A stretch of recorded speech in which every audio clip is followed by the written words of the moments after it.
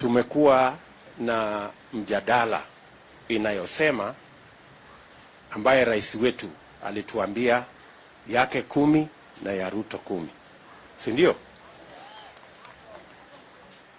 Lakini mimi sitaki 10 saa hii. Nataka tuandikiane kwanza hii mkataba ya miaka 5. Nikifaulu kwa hii miaka 5 muniongezee, lakini nikianguka kwa hii miaka 5 mtafute mtu mwingine. Si ni mzuri?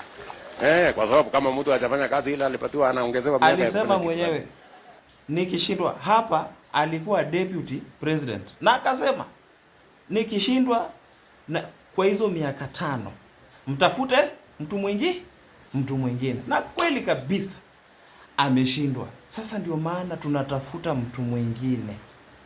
Ni yeye alisema